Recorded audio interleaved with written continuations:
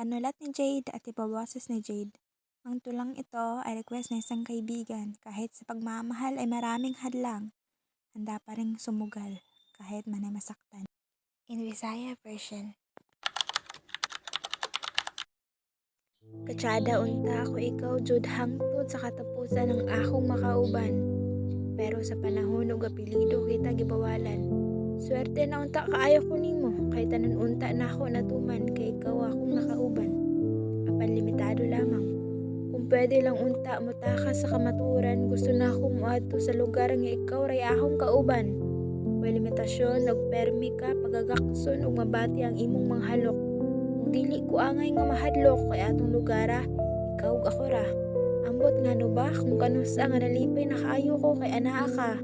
Apan kita gihangulan sa kapalaran nga makauban ka hangtod sa katapusan ug mapakaslan.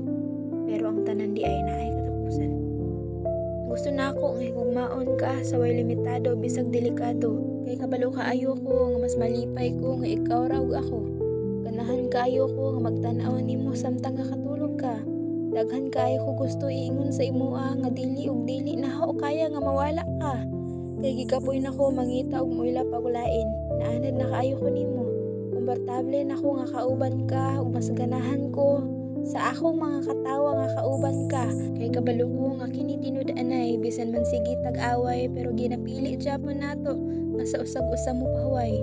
Pero kung matapos man gani ang tanan, kabalo ko masakitan ko ug muhila ko sa taman. Ug dili kiti kakalimtan. Isigin sa bagod ang malimot. Nga sa imo man ko mas nalipay nga bisag sa sige ko nimog sungugon ug sige ko nimog sawayon. Andam ug andam man sad ko nimo suyuon.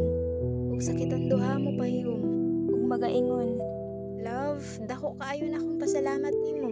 Ihigugma gid ka kaayo bisag kabalo ko ug kabalo ka nga dili ta pwedeng duha. Kay sa kapalaran ikaw gipahulam ra sa ako.